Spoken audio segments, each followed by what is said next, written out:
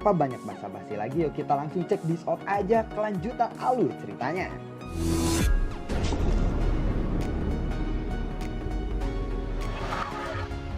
Di episode sebelumnya, Xiaoyan yang telah memasuki ruang dan terbang ke arah kota iblis, Xiaoyan sekarang pergi ke kota iblis sebelum dia beralih ke gunung Tianmo.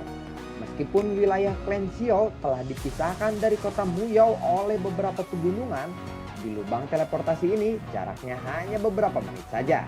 Sosok Xiaoyan muncul di atas kota Deyun saat ini. Dia melihat-lihat kota misterius yang diselimuti oleh awan ini. Ini adalah pertama kalinya dia melihat kota dengan roh misterius seperti ini.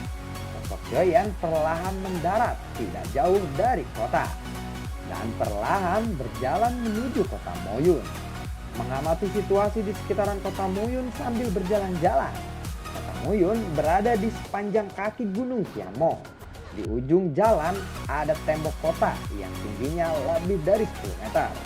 Di sana banyak orang yang berkumpul, namun agak sunyi. Di tengah jalan juga ada beberapa tulisan dengan tinta darah.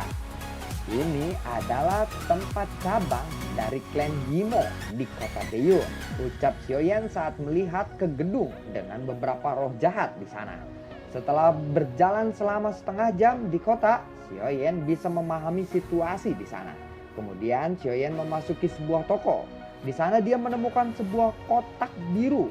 Melihat itu, Xiaoyan lalu berkata, tolong tunjukkan benda ini kepadaku, ucap Xiaoyan pada seseorang penjaga toko. Setelah menerima barang yang dia minta, Xiaoyan lalu menemukan bahwa itu adalah Ganoderma darah.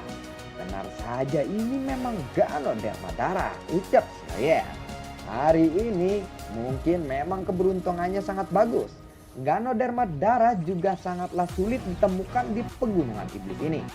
Baiklah, semuanya sudah siap. Aku akan pergi ke gunung Tianmo besok, ucap dari Xiaoyan. Singkat cerita, keesokan harinya pun tiba. Xiaoyan yang baru saja bangun dari tidurnya langsung duduk bersila di tempat tidurnya. Xiaoyan lalu membuat segel dengan tangannya.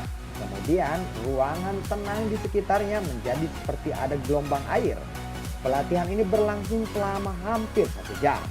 Setelah sinar matahari di luar jendela menerangi ruangannya, Xiaoyan perlahan membuka matanya. Hari ini aku akan memasuki pegunungan iblis, ucap dari Xiaoyan. Kemudian dia meninggalkan penginapan dan perlahan berjalan keluar dari kota yang ramai ini. Dia pergi sendirian ke pegunungan Tianmo. Di tengah perjalanan, Xiaoyan lalu bergumam di hatinya, Zanlao, apa yang harus aku lakukan sekarang? Xiaoyan lalu memanggil Zanlao di dalam hatinya, dan dia bisa berbicara langsung dengan Zanlao di menara. Setelah beberapa saat, sebuah suara terdengar di telinga Xiaoyan. Pergilah ke timur, cari tempat untuk menetap dulu. Kekuatanmu agak rendah sekarang dan belum saatnya untuk memasukinya, ucap dari Zanlao. Xiaoyan mendengar bisikan di hatinya, dia lalu mengangguk dan tubuhnya berjalan ke arah timur. Dia lalu bergumam, sekarang memang bukan waktunya untuk bertarung. Tubuh Xiaoyan pun bergerak dengan cepat di sekitaran pegunungan Tianmo yang kuno, misterius, serta berbahaya ini. Setelah berjalan sekitar puluhan mil, udara lembab perlahan menembus ke dalam tubuh Xiaoyan. Karena udara lembab ini, kecepatan Xiaoyan menjadi perlahan berkurang. Lalu Xiaoyan melihat sebuah air terjun yang besar di depannya. Xiaoyan pun perlahan berjalan menuju air terjun itu. Matanya dengan hati-hati mengamati situasi di sekitaran air terjun itu. Setelah dia tiba di dinding gunung yang curam, dia lalu menemukan sebuah gua dengan jarak 4 atau 5 meter dari tanah. Xiaoyan lalu memutuskan bahwa gua itu akan menjadi tempat istirahatnya. Di dalam bagian gua memang sedikit agak sejuk. Luas gua ini juga tidak terlalu kecil dan Xiaoyan tinggal di sini sendirian. Setelah menyiapkan beberapa bahan yang diperlukan oleh Xiaoyan, dia lalu menutup pintu gua dengan batu yang besar dan hanya menyisakan celah untuk 1 orang saja yang lewat. Dia akan menghabiskan banyak waktu di sini. Keamanan adalah hal yang paling penting saat ini. Setelah melakukan ini, Xiaoyan lalu menepuk-nepuk debu di lengannya. Kemudian dia mengambil 3 batu bulan dan meletakkannya dilekukan di dinding batu di sekitaran gua. Cahaya pun bersinar dari dalam gua. Xiaoyan pun masuk ke dalam mode pemulihan. Nafasnya berangsur-angsur menjadi lebih tenang. Setiap siklus napas bergantian, aliran samar energi dipancarkan dari ruangan di sekitaran tubuh Xiaoyan. Setelah memulihkan beberapa energinya, Xiaoyan lalu menghubungi Zanlao lagi. "Zanlao, apa yang harus aku lakukan selanjutnya?" tanya dari Xiaoyan. Zanlao lalu menjawab, "Jangan khawatir, kamu masih perlu menyiapkan beberapa hal untuk memasuki kuburan iblis. Dan ada juga beberapa barang-barang yang harus kamu dapatkan sebelum memasuki pegunungan iblis.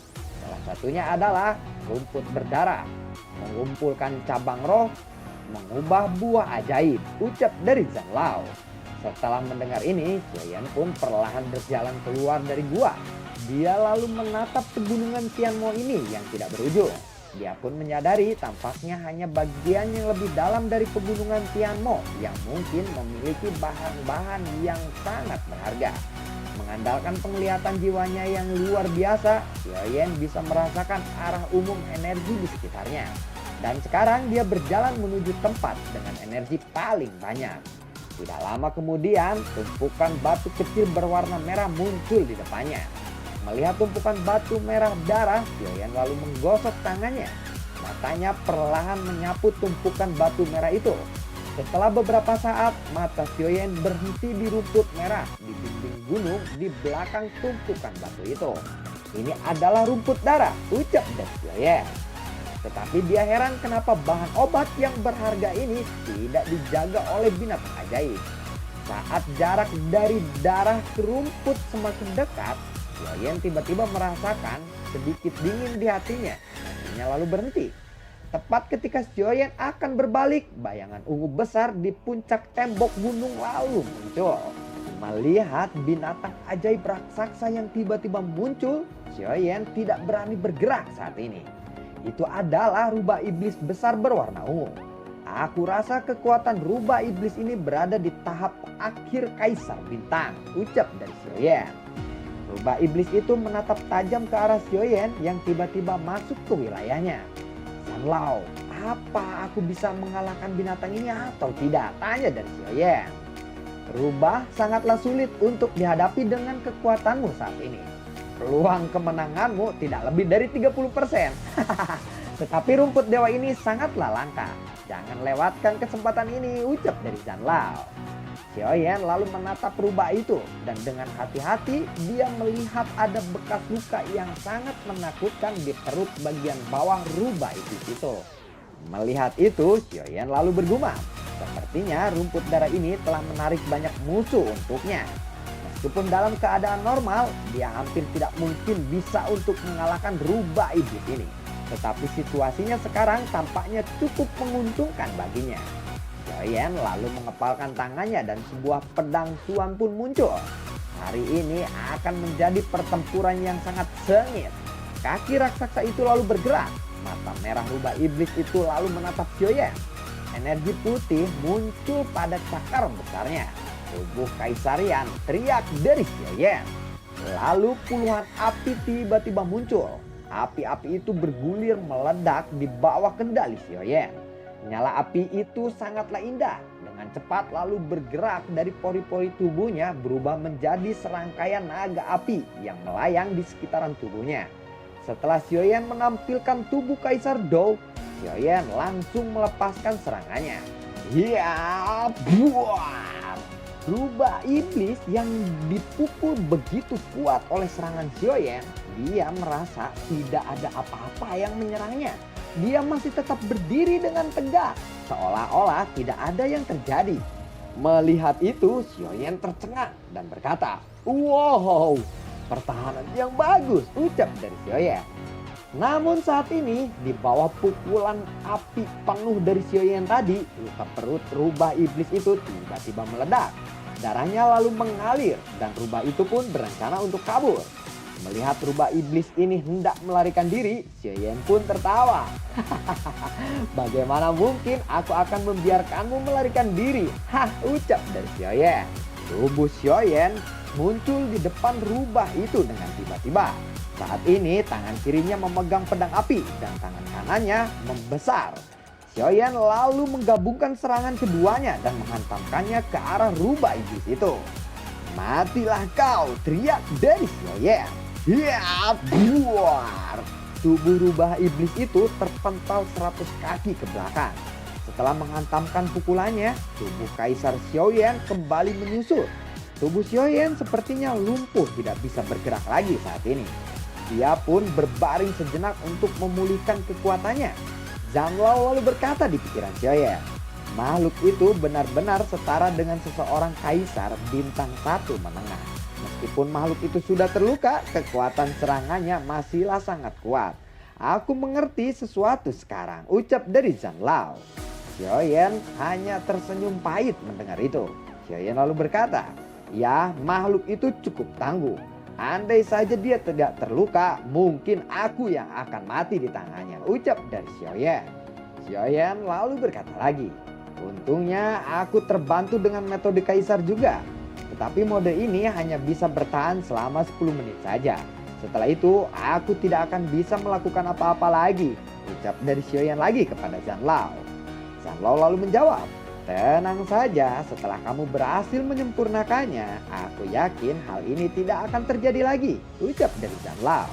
Xiaoyan lalu menjawab, "Ya, tetapi aku tidak tahu kapan api yang berbeda ini akan benar-benar bisa bergabung dengan teknik Skyfire-ku," ucap dari Xiaoyan. Setelah beberapa saat dan Xiaoyan telah memulihkan tubuhnya, Xiaoyan lalu berjalan ke tepi rumput kecil berwarna merah darah itu. Dan dengan hati-hati mengambil rumput itu. Lalu dia memasukkannya ke botol giok kecil. Xiaoyan lalu kembali berkeliling untuk mencari bahan obat yang lebih berharga lagi.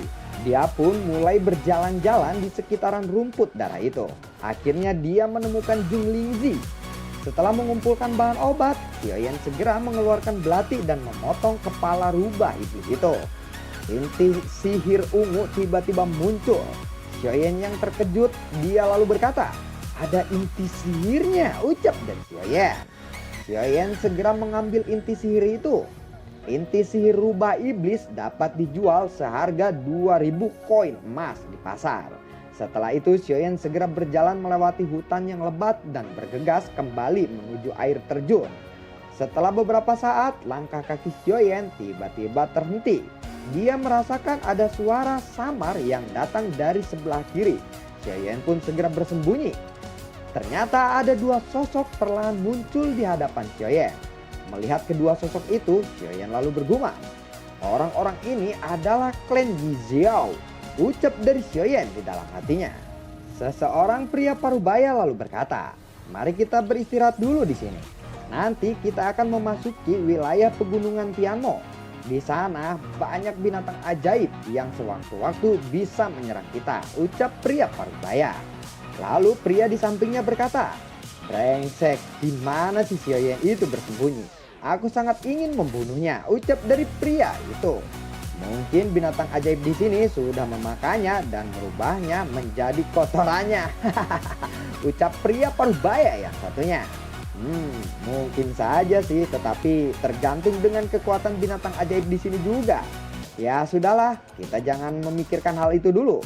Kita kembali melapor dan melanjutkannya besok, ucap dari pria parubaya yang kedua. Xiaoyan lalu meneliti kedua orang itu dan menemukan bahwa kekuatan mereka adalah seseorang kaisar bintang menengah. Kedua orang itu lalu berbalik dan segera pergi. Sebelum mereka pergi, Xiaoyan segera mengepalkan tangannya. Dokinya segera berkumpul. Setelah itu ditembakkan ke arah kedua orang itu.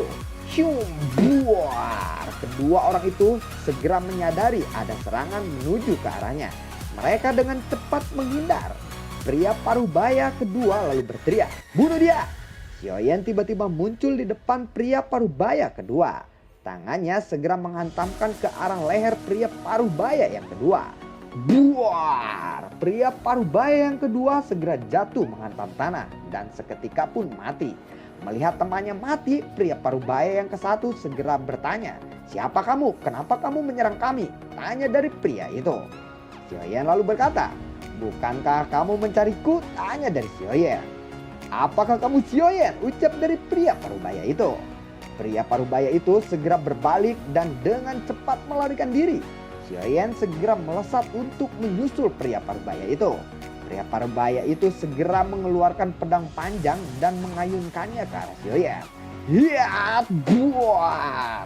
Xiaoyan dengan mudah menghindari serangan parubaya itu. Xiaoyan segera menghantamkan kakinya ke arah pria parubaya itu. Buar! Pria parubaya itu pun terpental ke belakang. Lalu seteguk darah dimuntahkan olehnya. Xiaoyan segera muncul di depan pria parubaya itu. Xiaoyan lalu berkata, "Aku ingin bertanya kepadamu," ucap dari Xiaoyan. Pria parubaya itu lalu berkata, "Tolong lepaskan aku," ucap dari pria itu. Xiaoyan lalu menjawab, "Aku tidak akan memberimu pilihan. Dengarkan, aku bisa saja dengan mudah membunuhmu," ucap dari Xiaoyan. Pria parubaya itu dengan panik dia lalu menjawab, Jangan, baiklah. Apa yang akan kamu tanyakan kepadaku?" Tanya dari pria parubaya itu. "Dari mana kamu tahu keberadaanku?" Tanya dari Xiaoyan. "Kami mendapatkan perintah dari atasan untuk menangkapmu. Dan keberadaanmu juga diberitahu olehnya. Untuk alasan menangkap atau membunuhmu, aku juga tidak tahu," ucap dari pria parubaya itu. Xiaoyan lalu berkata lagi, "Berapa banyak orang yang dikirimkan untuk menangkapku kali ini?" Tanya dari Xiaoyan. "Banyak sekali. Atasanku mengirim semua anggota klan Yimao untuk menangkapmu," ucap dari pria parubaya itu. Mendengar itu, Xiaoyan terkejut dan berkata, "Wow, seperti itu ya. Baiklah, pertanyaan terakhir. Berapa banyak orang kuat yang dikirimkan?" Tanya dari Xiaoyan. Pria parubaya itu lalu menjawab, "Ada lebih dari 50 orang. Di antaranya ada 30 kaisar bintang 1 menengah dan 20 kaisar bintang 2 menengah," ucap dari pria parubaya itu. Dengar itu, Xiaoyan lalu berkata, "Begitu ya." Diam-diam pria parubaya lalu mengeluarkan belati di lengan bajunya dan segera menusukkannya ke arah Xiaoyan. Xiaoyan lalu berkata, "Sepertinya kamu tahu aku tidak berniat membiarkanmu kembali dengan hidup-hidup," ucap dari Xiaoyan. Pria parubaya itu lalu berteriak, "Matilah kau bangsa Aap," ucap dari pria parubaya itu. Xiaoyan melihat itu dia hanya tersenyum dan dia langsung mengepalkan tangannya dan pedang Xuan pun muncul. Pedang itu segera dihunuskan ke arah pria parubaya itu. Serping! Pria parubaya itu pun seketika mati. Xiaoyan lalu berkata, "Zanlao, sepertinya kita perlu mempercepat ke pemakaman iblis itu," ucap dari Xiaoyan. Zanlao dia lalu berkata, "Ya, kamu benar. Sepertinya kamu memang harus bergegas untuk menuju ke pegunungan iblis itu," ucap dari Zanlao. Xiaoyan pun segera bergegas untuk menuju ke pegunungan iblis kali ini tanpa menundanya lagi. Lalu bagaimana kelanjutan cerita?